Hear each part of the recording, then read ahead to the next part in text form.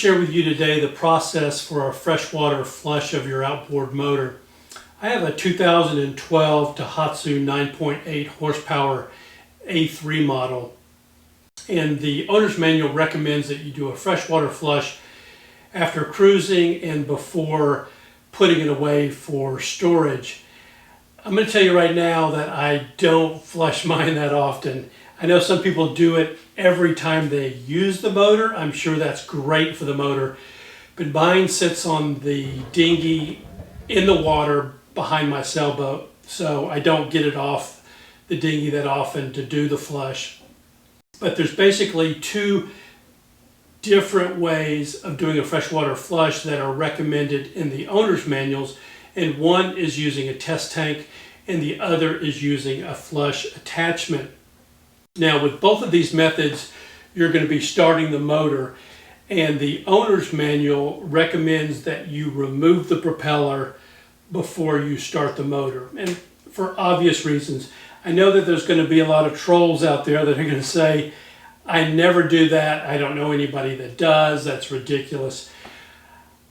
I'm going to tell you what the manufacturer recommends, and then you can do what you want to do, but that's what they recommend. And to remove the propeller is really easy.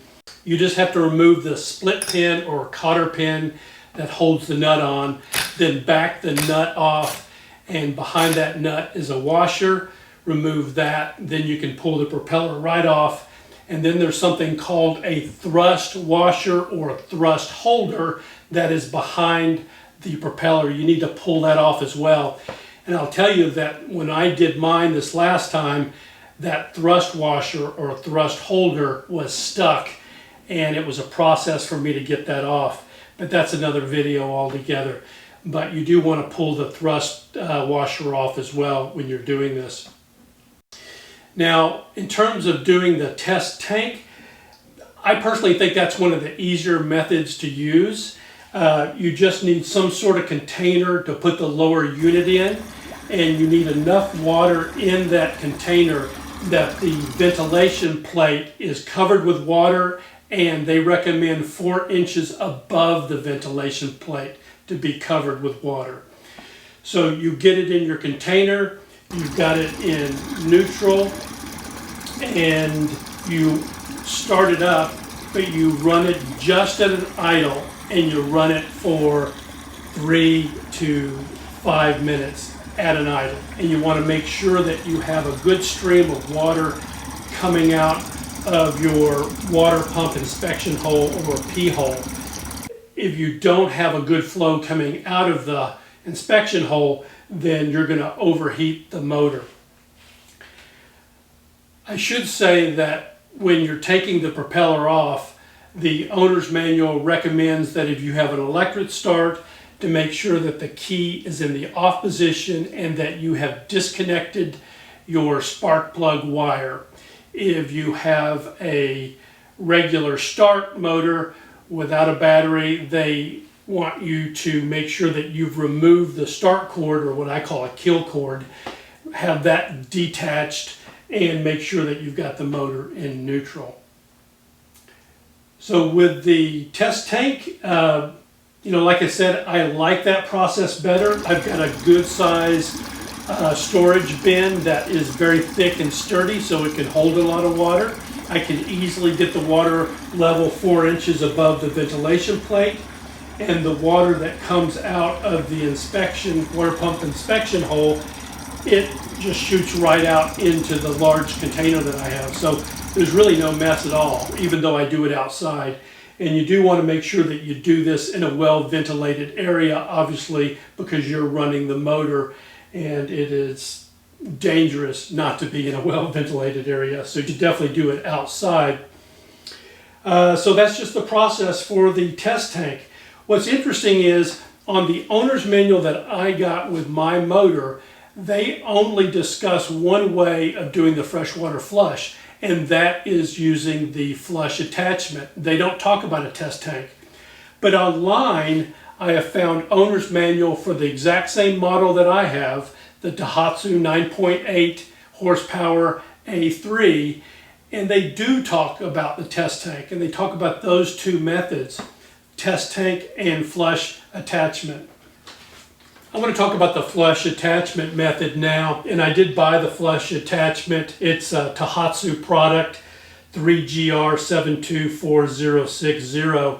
It's almost 30 bucks, and for what it is, that's kind of expensive. And I don't think it's made particularly great. It has a female end for you to attach a garden hose to it, but it doesn't thread on very far, so you end up leaking through those threads. The other end has a bolt, and what you do on the lower unit of your outboard motor is you unscrew the water plug, and it's just a slot screw. You unplug that, and then you screw in the attachment, and then you hook your garden hose up to the attachment. Before you get started, you have to make sure that you cover the two water inlets. If you don't cover the water inlets, it's going to be difficult to get enough water pressure so you're running water through and keeping the engine cool. And you'll know that you're getting enough water through when you see water coming out of the water pump inspection hole or P-hole.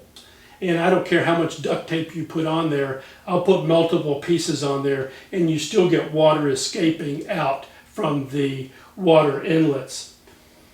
But once you get the water inlets covered up and you have your hose attached to your flush attachment and you turn your water on, you want to have it turned on hard enough that when you start up the motor, you have water coming out of the water inspection hole. And again, you only want to run the motor at an idle, no higher than an idle, and then you run it for 3 to 5 minutes. For me, the water tank is easier. You're not dealing with taping up the water inlets. I do want to mention that there is another attachment for a freshwater flush other than this one. And like I said, this is around 30 bucks. The other one I think is around $8. And it's also sold by Tohatsu. And it goes into, you know, the lower unit, the same place where you take the water plug out, that screw. But it is not set up for a garden hose, so it's not threaded on one end. All it is basically has a fitting or a tail that you would slide a hose over, but it is not set up for a garden hose. And it's a little less expensive. I've never used that one. This is the only flush attachment that I've used. I think the main thing with both of the methods, water tank and the flush attachment, is make sure that you have a good stream of water coming out of the water pump inspection hole, and make sure that you're only running it at idle and only run it for 3 to 5 minutes. I do want to discuss another possible way of doing a freshwater flush of your outboard motor, and that doesn't involve running your motor. That just uses a flush attachment, hook it up with a hose, and then run water through it. Now, I called Tohatsu and talked to tech support, and I often do that before I do a video just to run some questions by them. And I asked them about that process, and the first person that I spoke to actually recommended using a flush attachment and not running the motor. He said it's not necessary to run the motor. Well, I've tried that before, and I've covered up the water inlets the best I can with duct tape. Like I've said before, water still escapes even with the duct tape on the water inlets. But I've tried it without starting the motor, and it seems like I lose so much water from the water inlets that I can't get water coming out of the P-hole or the water pump inspection hole. And I think you definitely want water coming out of there. And the first person that I talked to at Tohatsu who recommended doing a freshwater flush without starting the engine said that water would come out of the inspection hole. I couldn't get that to happen.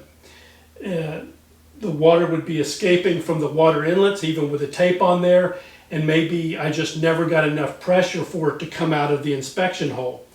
I called back a second time and talked to another person at Tohatsu in tech support, explained to him the problem that I was having, and he kept telling me, basically, put it in a bucket. Test tank is the best way to do it.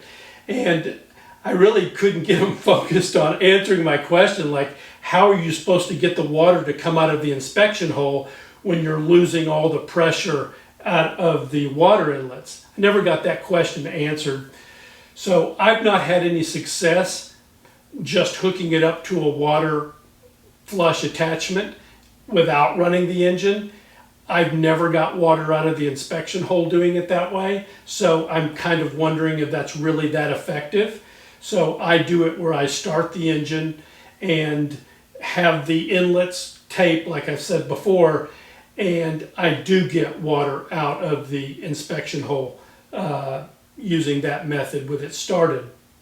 I know other people, a friend of mine, he is able to just hook it up, and I haven't been able to talk to him again to ask him some more follow-up questions on that. But I think people do use the method of a flush attachment without running the engine. So that's a possibility too. And then, you know, if you have some issues with that, like I have, then maybe you need to talk to a mechanic or talk to tech support. But the two methods that I've found to be effective, at least for me, have been the test tank and the flush water attachment, but running the motor. After you've done the freshwater flush with either method, you want to put the propeller back on. So as they've said with their safety concerns, if it is electric start, they want you to make sure that you have the switch in the off position and you've disconnected the spark plug and that you have it in neutral. And if you don't have an electric start, they want you to have it in neutral, and they want you to have the start cord, or kill cord as I call it, detached so the motor can't possibly start. You want to put waterproof marine grease on the propeller shaft before you put the propeller back on. And so once you've greased the propeller shaft, then you're going to put the thrust holder or thrust washer, as it's also referred to, put it on. Then once you have the thrust washer on, then you're going to put the propeller on, then the washer, and then the nut and a new split pin or a new cotter pin.